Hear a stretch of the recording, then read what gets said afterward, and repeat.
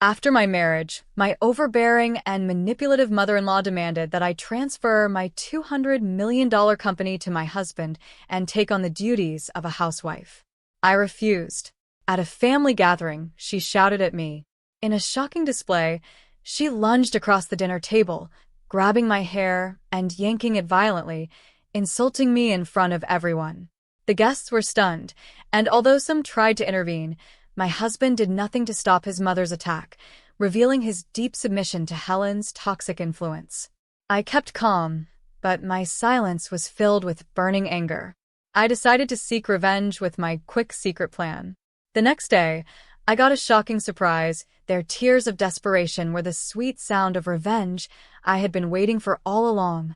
My name is Emily Lawson, and I've always believed that hard work and determination can carve out a successful life. At 35 years old, I am the CEO of a thriving company in San Francisco, valued at $200 million. I've poured my heart and soul into building this business from the ground up, and every achievement has been a testament to my commitment. I've never been one to focus on personal relationships. My work has always come first. Growing up in a small town, I learned early on that dreams require effort. My parents instilled in me the importance of education and perseverance. I worked tirelessly throughout my school years, earning scholarships that eventually led me to a prestigious university. I graduated at the top of my class with a degree in business management. From that moment on, I knew I wanted to start my own company, and nothing would stand in my way. For years, I dedicated myself to the growth of my company, focusing solely on building my brand and reputation. Late nights and early mornings were my routine. My friends often joked that I was married to my work, and they weren't entirely wrong. I found fulfillment in my career, in negotiating contracts, and in watching my dreams materialize. Love seemed like a distraction, something I didn't need. But that all changed when I met Mark Anderson. Mark was the son of William Anderson, a businessman whose company had a long-standing partnership with mine. Our first meeting was unremarkable, yet something about him intrigued me. He was handsome, with charming blue eyes that sparkled with enthusiasm. At first, I found his youthful spirit refreshing. He was 38, but carried an air of immaturity that made me smile. We hit it off during a business dinner, and I began to see glimpses of a different life, one that included companionship. As our relationship blossomed, I saw the potential for something special. Mark made me laugh, and we shared a passion for entrepreneurship. However, there was a shadow looming over our relationship: his mother, Helen Anderson. She was an overbearing figure in Mark's life, demanding and controlling. I dismissed my concerns initially, thinking I could manage the situation. After all, I was a successful businesswoman. How hard could it be to navigate a relationship with a man and his mother? Months passed, and we decided to get married. The wedding was grand, filled with family and friends. Mark promised me that he would support my career and my decisions. I thought I was marrying a partner who would uplift me. But soon after the wedding, I realized I had made a grave mistake. Helen wasted no time in making her demands known. It started subtly, a few casual comments about how a wife should prioritize her husband over her career. I brushed it off, reminding myself that I had worked too hard to let anyone dictate my life. But Helen's pressure increased with each passing day. One afternoon, while we were having tea, she bluntly stated, "Emily, you should consider transferring your business to Mark's name. It's what a good wife would do." I stared at her, shocked. "That's not possible, Helen. My company is my life's work. I can't just hand it over." "Why not?" she insisted, her voice rising. "You're his wife now. Your job should come second to your family." That was just the beginning. Helen's persistent demands became more aggressive. I could sense Mark's discomfort whenever I rejected his mother's suggestions, but he never intervened. It was as if he was caught in a web of loyalty to her, and it frustrated me deeply. The real turning point came during a family gathering at the Anderson home. I had hoped that this would be a chance for us to connect as a family. The evening started well, filled with laughter and good food. However, Helen seized the moment to confront me publicly. As guests mingled, she called me over. Emily, can we talk? She said with a forced smile, her eyes narrowing slightly. I really think we need to settle this business matter. I felt my heart race. What do you mean? I replied, trying to keep my voice steady. You need to transfer your company to Mark, she demanded, her voice echoing in the room. It's time to put family first. The room fell silent, all eyes on us. I felt the weight of the guests' stares. I cannot do that, Helen, I responded firmly. My company is my responsibility. I built it with my own hands. Her face flushed with anger, and before I knew it, she lunged across the table, grabbing my hair and yanking it violently. Gasps filled the room as I felt the shock of pain ripple through me. How dare you defy me, she shouted, her voice dripping with venom. Guests tried to intervene, but Mark just stood there, frozen, revealing his deep submission to Helen's toxic influence. The humiliation burned inside me as I looked around, realizing the moment had escalated into something far beyond a simple disagreement. Despite the pain and humiliation, I kept my composure, fighting back tears. I wouldn't let her see me break. I silently vowed that this would not be the end of my story. I could feel the anger boiling within me, and it wasn't just for the attack. It was for the realization that I had allowed this woman to manipulate my life. As I walked away from that gathering, I decided then and there that I would not be a victim. I would find a way to turn the tables and take back my power. The seeds of revenge were planted. I just needed the right opportunity. Little did they know, I was more than just a successful businesswoman. I was determined to reclaim what was mine and to teach Helen and Mark a lesson they would never forget. The next chapters of my life were about to unfold, and I was ready to fight back. After the incident at the Anderson family gathering, a simmering anger ignited within me. I had always prided myself on my ability to overcome challenges, and this humiliation would not be the end of my story. Instead, it would mark the beginning of a new chapter, one where I would reclaim my power and show both Mark and Helen that I was not someone to be trifled with. In the days that followed, I focused intently on my work, burying myself in my responsibilities. I wanted to distract myself from the humiliation, but I also needed to formulate a plan. I couldn't let this situation fester. My company had grown to $200 million not just through hard work, but also through strategic decisions. I needed to think strategically now. The first step was to gather information. I reached out to my contacts within the industry and began investigating William Anderson's company. I wanted to understand their financial standing and any weaknesses I could exploit. As I delved deeper, I discovered that their company had been facing difficulties for quite some time. The management was out of touch, and their sales had been declining steadily. It was the kind of vulnerability I could work with.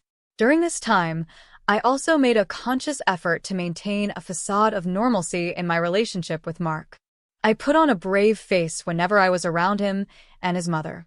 Mark would often talk about how proud he was of his family's legacy, and I'd nod along, hiding my true feelings. It's important to support family, I would say, trying to blend in.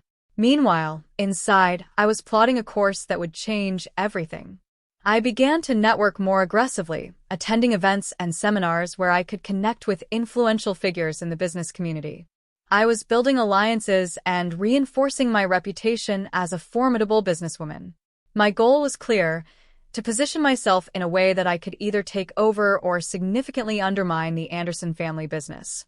One afternoon, while discussing strategies with my financial advisor, I mentioned my intentions. Emily, if you want to take control of the Andersons company, you'll need to buy a controlling share. But you'll have to be discreet. If they catch wind of your plans, they'll do everything to sabotage you. I nodded, absorbing his words.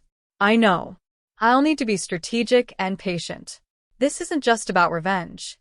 It's about showing them that I am not a pawn in their game. With renewed determination, I devised a financial strategy. I started to quietly purchase shares of William Anderson's company on the stock market. The more shares I acquired, the stronger my position became. I worked late into the nights, crunching numbers and analyzing market trends. Every small victory fueled my resolve. Simultaneously, I made sure to document every encounter I had with Helen and Mark. I wanted to gather evidence of their manipulative behavior, knowing it could serve as leverage later.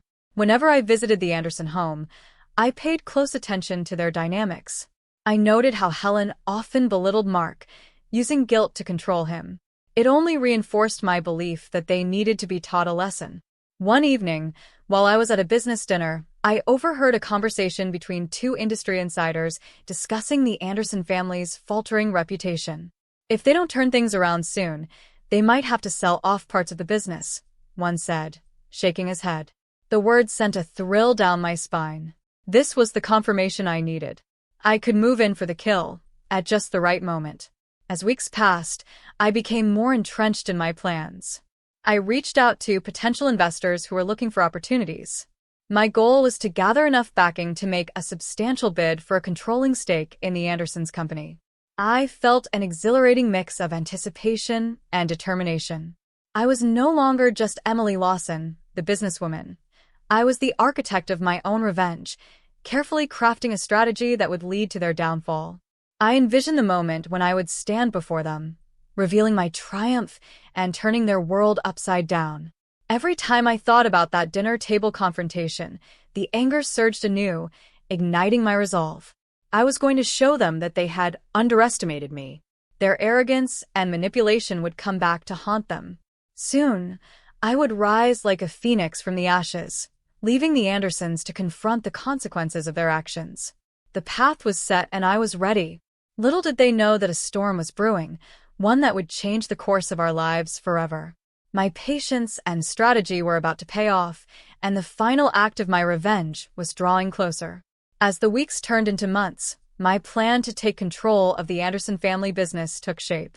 Each day, I diligently worked behind the scenes, quietly acquiring shares of William Anderson's company. My financial advisor guided me through the intricate process of building a stake that would give me the leverage I needed. I felt an electric thrill each time I received updates on my acquisitions, knowing I was one step closer to my goal. Meanwhile, I maintained my facade around Mark and Helen. At family dinners, I forced myself to engage in lighthearted conversations, even as I mentally prepared for the moment I would unveil my plans. Mark remained blissfully unaware of the storm brewing just beneath the surface.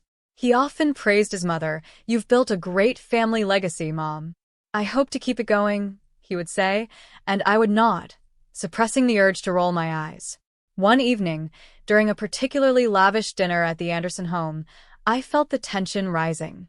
Helen, dressed to the nines, was in rare form, boasting about her family's accomplishments.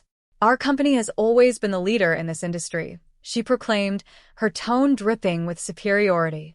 "But with the right vision, it can go even further." I smiled politely, my heart racing. "Yes, Helen, but a vision must adapt to the changing times," I replied, knowing the words held deeper significance. I wanted her to understand that her outdated views were about to come crashing down. That night, after the guests had left, I found myself alone with Mark. He poured us both a glass of wine and casually mentioned how proud he was of his family's legacy. "It's a big responsibility, but I know we'll keep it strong," he said, confidence radiating from him. "I really wish you'd consider stepping back from your company, Emily. I mean, wouldn't it be nice to focus on families?" His words stung, and I felt the familiar rush of anger. "Mark, you know how important my company is to me." "I won't just give it up," I said, trying to keep my tone steady. I could see his expression change, a mix of confusion and concern creeping into his eyes. The following week, I received a tip from one of my industry contacts about an upcoming board meeting for William Anderson's company. This was my chance. I decided I would attend and present myself as a potential partner. I knew this would send shockwaves through the Anderson family, especially once they learned that I was no longer just the wife of their son but a formidable player in the business world. On the day of the meeting, I arrived early, my heart racing with excitement. The boardroom was filled with stern-looking executives, and I took a seat at the table, confident and poised. When the meeting began, I introduced myself, keeping my tone professional but friendly. "I'm Emily Lawson, and I believe I can offer your company a fresh perspective," I stated, noting the surprised expressions around the room. As I presented my ideas, I could see skepticism on some faces, especially among those loyal to Helen. but I also noticed intrigue. I highlighted how my company could benefit from a merger and the advantages of innovation and adaptation in a rapidly changing market. The more I spoke, the more I could sense the shift in the room. After my presentation, I could feel the tension building. Helen, who had just entered the room, looked furious. "What is this?" she demanded, her voice sharp. "You're not in a position to make demands, Emily." With that, I felt a wave of confidence wash over me.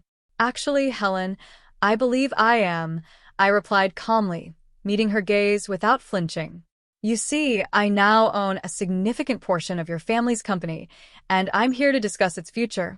Gasps filled the room. The stunned silence that followed was almost deafening, and I knew I had them exactly where I wanted. Mark's eyes widened, his mouth agape as he processed the revelation. It was the moment I had been waiting for, the moment to turn the tables and show them that I would no longer be a pawn in their game. The stage was set for the final act of my revenge, and I was ready to make them confront the consequences of their arrogance. The balance of power was about to shift dramatically, and I couldn't wait to see their reaction. The atmosphere in the boardroom turned electric as my revelation hung in the air. I could see Helen's face turn an alarming shade of red, her composure slipping away. "This is unacceptable," she shouted, her voice rising. "You have no right to interfere with our family business." But I stood my ground, a calm smile on my face. "Actually, Helen, I have every right. As a significant shareholder, I'm here to ensure that the company thrives. It's time for some changes, and I intend to lead them." Mark, still in shock, turned to his mother, trying to make sense of what he had just heard. "What do you mean, Emily? You're part of this?"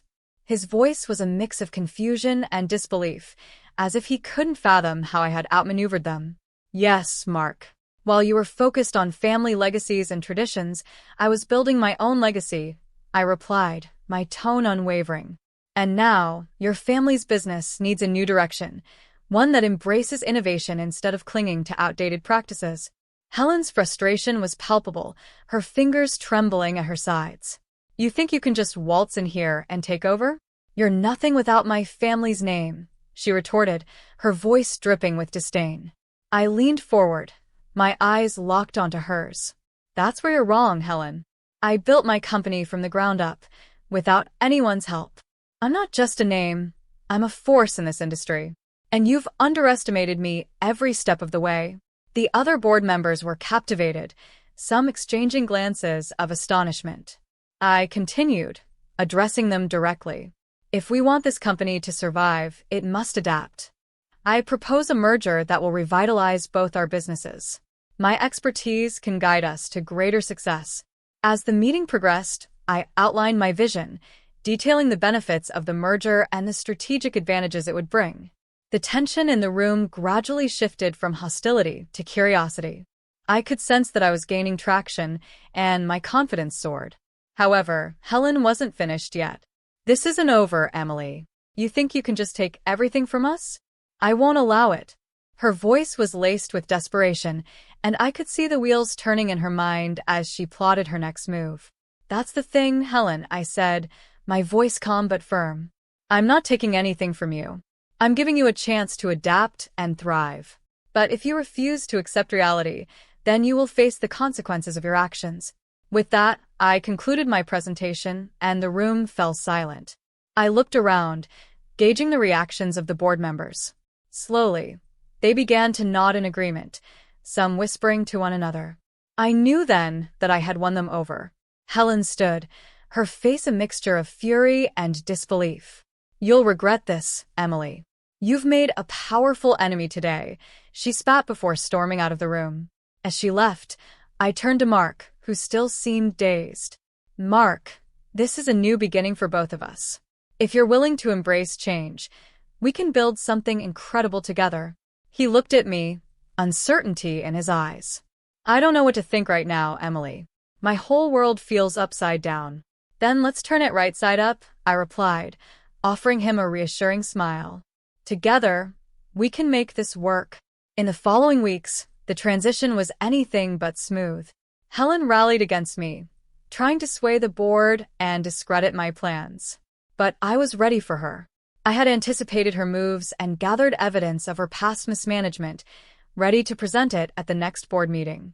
When the day came, I stood in front of the board once again, armed with facts and figures. You see, this isn't just about me. It's about the future of this company. If we allow Helen to continue her outdated practices, we will face dire consequences. I have the data to prove it. As I laid out my case, I could see the tide turning against Helen. The board began to see her for who she truly was, a controlling, manipulative force that had stifled innovation and growth. By the end of the meeting, the board voted unanimously in favor of my proposal. Helen's reign was over, and I felt a surge of triumph wash over me. I had not only secured my position but had also paved the way for a brighter future. As I walked out of the meeting room, I couldn't help but feel a sense of empowerment. I had taken control of my life and my company, transforming from a victim of manipulation into a powerful leader. I was ready to lead this new chapter with strength and integrity, and I had learned that betrayal could lead to unexpected triumphs. In the end, I realized that true power comes not just from success in business, but from knowing your worth and never allowing anyone to take that from you. I had won the battle, but the war of business and resilience would always continue.